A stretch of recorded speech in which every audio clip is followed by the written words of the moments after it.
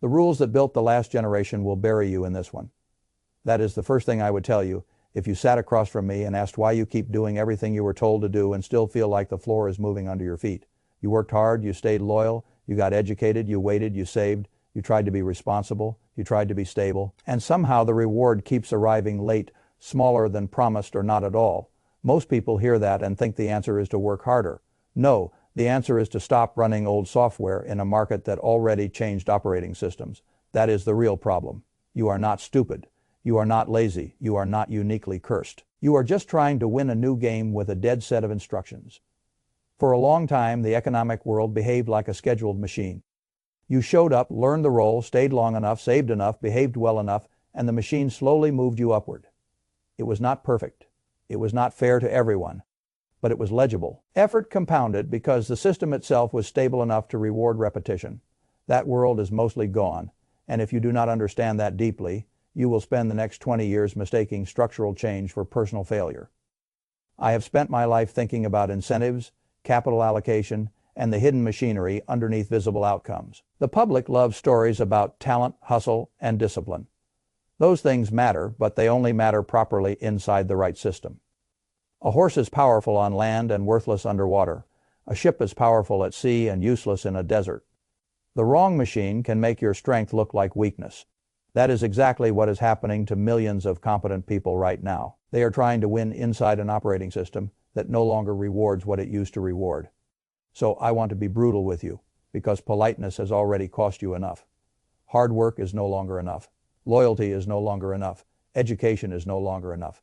Patience is no longer enough. Saving is no longer enough. Passion is no longer enough. Stability is no longer enough. All of those things can still matter. None of them can carry you alone. If you cling to them as if they still function the way they did in the old world, you do not become responsible. You become exposed. That is what I want you to see. Exposure disguised as virtue. The first dead rule is the one most people worship because it flatters their suffering. Hard work guarantees progress. It used to work much better than it does now because effort once lived inside a machine that rewarded accumulated experience. A role changed slowly. A company changed slowly. A career lasted long enough for repetition to become leverage. You learned the job, you became useful, you became harder to replace. Promotions followed tenure, wages rose with time, effort had a place to go. Output caps faster than ever. Most jobs do not let you scale personal effort infinitely. You can answer only so many emails, take only so many calls, work only so many hours, before the machine simply stops paying more for more strain. Skills expire faster than ever.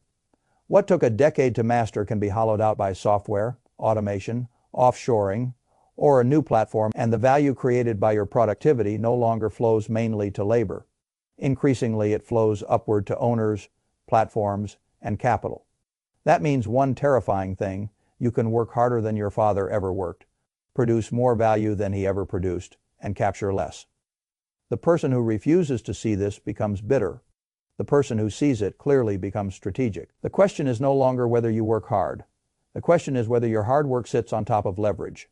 Do you own anything? Can your output reach beyond your hours? Does your effort create distribution, equity, assets, audience, code, systems, or cash flow that survives when you stop? If the answer is no, then hard work may still keep you respectable, but it will not necessarily make you free. Worker versus owner, labor versus leverage, time sold versus time multiplied. That contrast matters more now than it did a generation ago. This is why I tell people not to glorify exhaustion. Exhaustion is not proof that the machine loves you. Often it is proof that you are feeding a machine that was built to keep your output capped, while its owners harvest the upside. The second dead rule is loyalty. This rule used to make sense because companies once needed continuity in a much more literal way. Knowledge lived inside people. Processes were less documented. Replacing someone was expensive. Institutional memory had a market value. Staying longer often made you harder to replace, and that created leverage.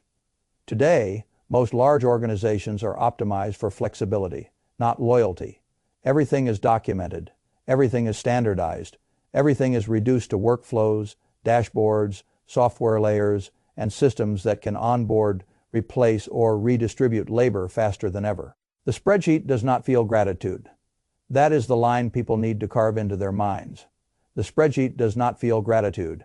You can stay 10 years, become reliable, know the politics, understand the products, help fix crises, carry people through bad quarters, and still be cut because your salary is now larger than a replacement line item and your loyalty does not survive cost control math. I do not tell you that to make you cynical.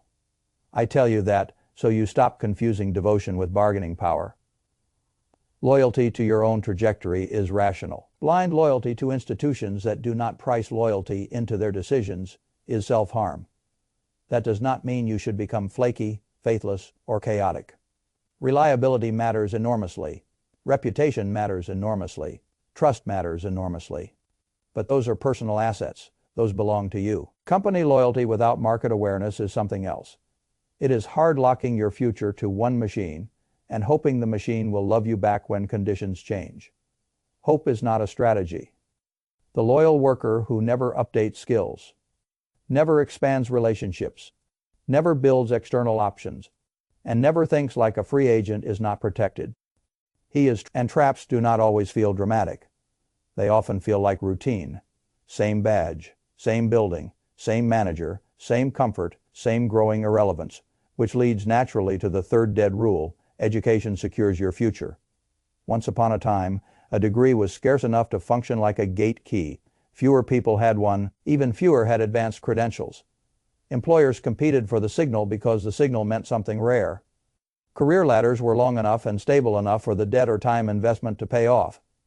Now the signal is crowded, degrees became baseline filters, costs exploded, and many practical, marketable skills can be learned faster, cheaper, and more flexibly outside institutions than inside them.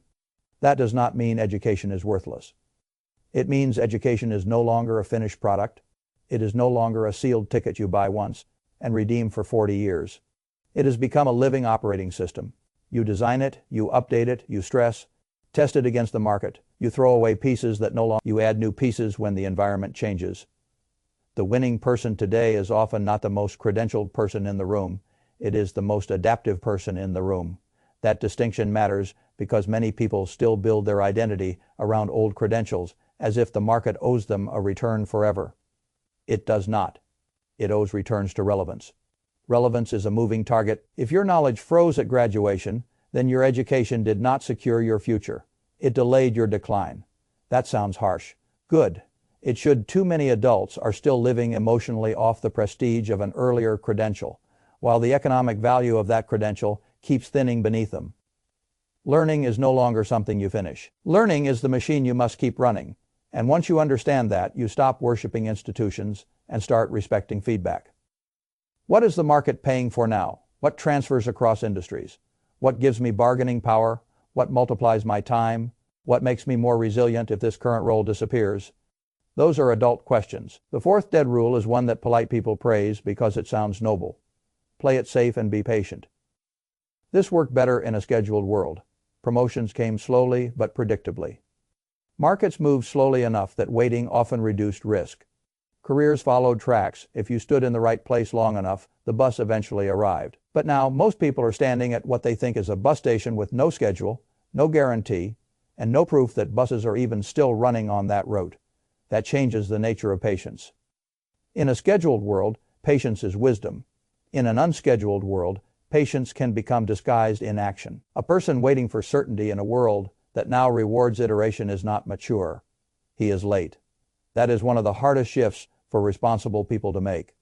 The old system taught them that movement was risky and waiting was safe. The new system often teaches the opposite. Small experiments are safer than giant waiting. Many attempts are safer than one perfect plan. Motion that teaches you something is often wiser than stillness built on fantasy. I am not glorifying chaos here. I am glorifying feedback. You do not need one heroic leap. You need more attempts, more iterations, more probes into reality, more evidence. The modern advantage often goes not to the person who waits long, but to the person who compresses the most learning cycles. Try, observe, adjust, reposition. Try again. Every attempt reduces uncertainty. Every attempt updates the map. The patient person who never acts may look disciplined from the outside, but he is often simply protecting himself from information. And information is now too valuable to delay. The fifth dead rule is the one most people still repeat because it feels morally clean. Save money and wait. I want to be precise here because saving is still important. Savings protect. Savings stabilize, savings buy time. Savings absorb shocks. But the old dream that you can simply save from wages, keep cash on the sidelines, and eventually buy major assets outright in a world where asset prices outrun income is mostly dead. That is not opinion. That is arithmetic for decades. Wage growth, inflation, and asset growth work closer together. Now they are not. Wages grind upward slowly. Cash loses purchasing power, productive assets, and scarce ownership claims often reprice faster than the rate at which disciplined workers can save from labor alone. That means the finish line keeps moving while you are jogging toward it. If you are only saving and not converting at least part of your surplus into productive assets, then you are often preserving discipline while losing ground. This is where people get confused. They hear that and think I am insulting savings. I am not. Savings are now a defensive asset, not a growth engine. 6 months of living expenses, a year of living expenses, dry powder, protection against disruption, optionality, opportunity, all of that matters enormously. But as a complete wealth strategy, save and wait has decayed. Cash is shield now, not ladder. That is the update. The old world told you savings would carry you to the asset. The new world tells you savings must protect you while assets do the carrying. That is a very different operating system. The sixth dead rule is the most emotionally seductive. Follow your passion. This sentence sounds beautiful because it flatters identity. It tells people that desire alone can be a compass for economic design. The problem is that millions of people are passionate about the same things, and the internet threw all of them into the same global arena: fitness, music, gaming, design, content creation, fashion, photography, entertainment. Those fields are full of genuinely talented, deeply passionate people who cannot make them economically work at scale. Why? Because passion does not create demand. Passion does not create distribution. Passion does not automatically create pricing power. Passion often creates isolation. You build what you love. You perfect the craft. You assume quality will be recognized. Then you meet a market that rewards something else: distribution, timing, brand, attention, algorithmic fit, business model design, or plain demand. This is why so many gifted people remain economically weak, while mediocre people with better market alignment do much better. I am not telling you to kill passion. I am telling you to subordinate passion to demand. Demand first, then let passion deepen through mastery, ownership, and market fit. That is the adult order. Now the teenager asks, what do I love? The adult asks, where does demand already exist? How can I become useful there? And which parts of that market could become mine? Those are not the same questions. One optimizes self-expression. The other optimizes survival, then leverage, then optionality. The seventh dead rule is stability as the finish line. This may be the most dangerous illusion of all because it looks like safety while breeding fragility. A steady paycheck. One clear role, one skill set, one employer, one path, one future. That sounds comforting to the nervous system because it reduces decision fatigue. You know what next month looks like. Maybe you even know what next year looks like. The machine hums, the bills get paid, the life works until conditions change, and then the stable structure often fails catastrophically instead of gradually. That is the hidden danger of single-point dependence. One income source, one industry, one skill cluster, one economic assumption.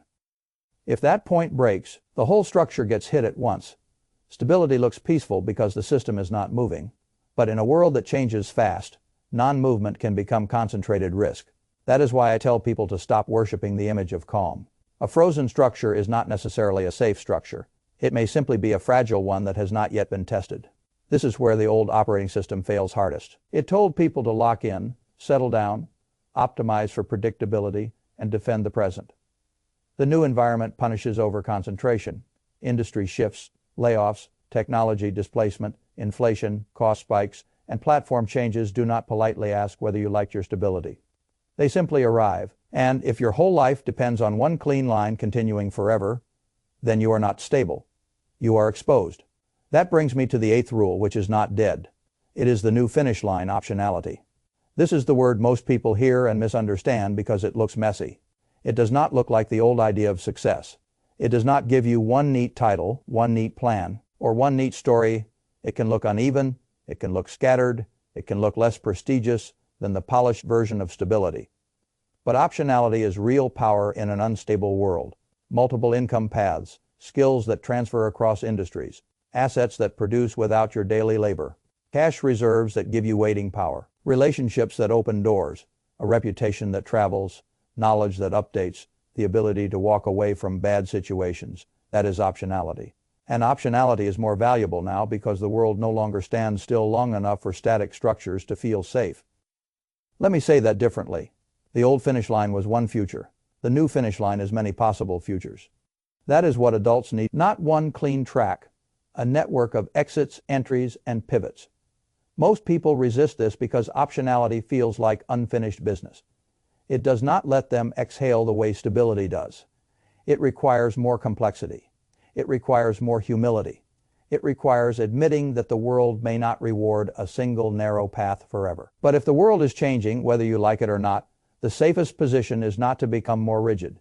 It is to become more adaptable without becoming chaotic. That distinction matters.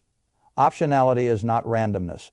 Optionality is prepared flexibility. It means you do not need everything to go perfectly for your life to keep working. That is a completely different kind of safety. Now I want to show you how all of this fits together, because people hear these changes and become either depressed or frantic. They think if the old rules are dead, then nothing matters wrong. The new system still rewards certain traits very powerfully. It simply rewards them in a different order. Hard work still matters, but only after leverage is in place. Loyalty still matters, but loyalty to your own trajectory, not blind loyalty to institutions. Education still matters, but only as a living system of adaptation, not a one-time purchase. Patience still matters, but patience paired with iteration, not patience as frozen hope. Savings still matter, but as protection and powder, not as the whole path to growth.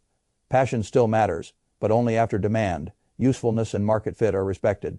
Stability still matters, but not as rigid dependency. Stability now has to be built on optionality, not instead of it. That is the full rewrite. And if you internalize that rewrite, your whole posture changes. You stop asking, how do I look successful in the old model? You start asking, where is my leverage? What can I own? What can scale? What can survive platform change? What can transfer if my industry breaks? What relationships am I building? What assets are producing? How many months can I wait if something snaps? What am I learning that still matters if my current role disappears? Those are modern questions, and modern questions produce modern strength. I also need to warn you about a psychological cost here. Many people keep clinging to the old rules because the old rules made them feel virtuous. Work hard, be loyal, get educated, save, be patient, stay stable. These rules allowed people to feel morally correct, even when results were slow.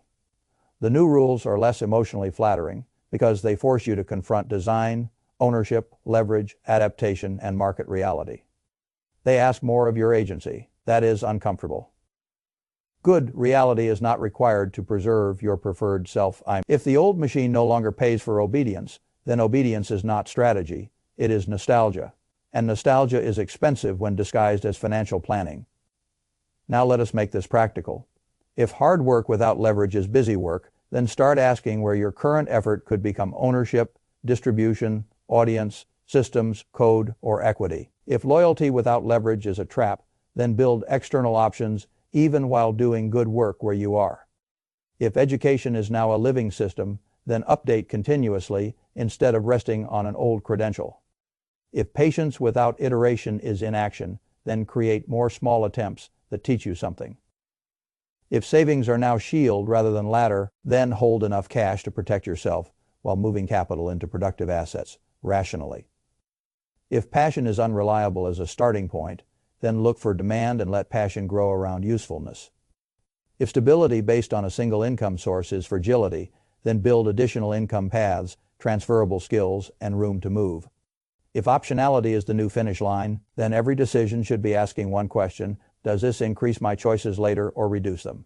That is the cleanest test I know: more choices later or fewer. That single filter will save you from a great deal of disguised stupidity, a luxury purchase that increases status but raises fixed obligations. Fewer choices later, a skill that opens new industries. More choices later, a higher paying job that narrows your identity to one fragile lane. Possibly fewer choices later. Cash reserves that let you wait, leave, or buy. More choices later, a loyalty posture that prevents you from building outside options. Fewer choices later. This is how adults should think now, not in slogans. In optionality math. You should also know that optionality compounds. A second skill makes a side income possible. A side income makes cash reserves easier. Cash reserves make better job decisions possible. Better job decisions make ownership and learning easier. Ownership and learning create more income paths. Over time, one flexible choice breeds another until your life becomes much harder to corner. That is what real security looks like now. Not one stable line. A strong web. A man with one paycheck may look safe, right until the day he is not. A woman with a modest paycheck, real reserves, 2 monetizable skills, a side income, transferable knowledge, a decent portfolio, and the courage to walk away may look messier, but she is often far safer. That is what the old model fails to capture. It measures clean narratives. It does not measure maneuverability. Maneuverability is now a premium asset. And let me say something that may sting. If you still believe that some institution is going to come along and restore the old bargain, work hard, stay loyal, get credentialed, save, wait, and be rewarded in a neat linear way, then you are not planning, you are grieving. You may not know that is what you are doing, but you are grieving the loss of a simpler machine. And grief has a place, not in strategy. The market does not care what should have remained true. It cares what is true now.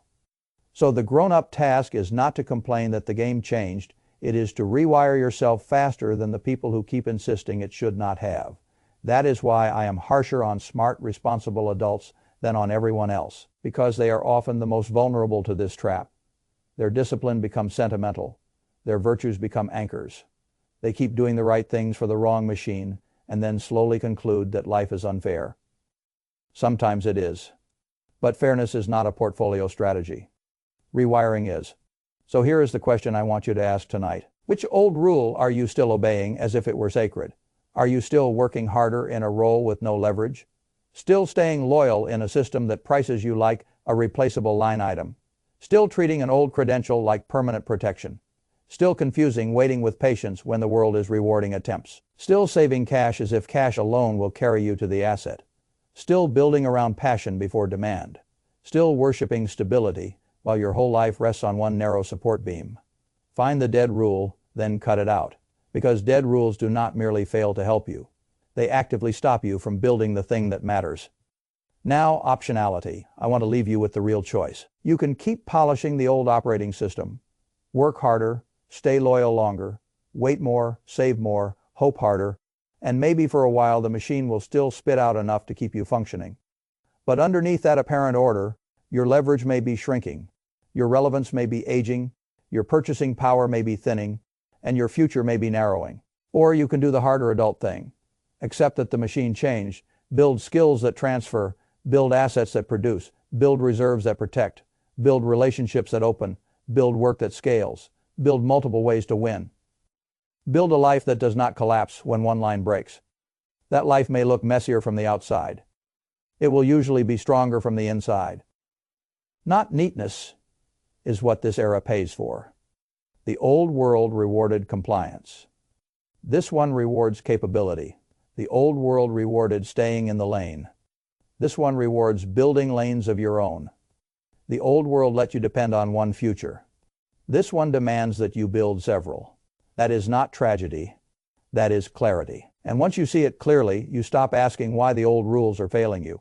You start asking whether you are finally ready to stop serving them.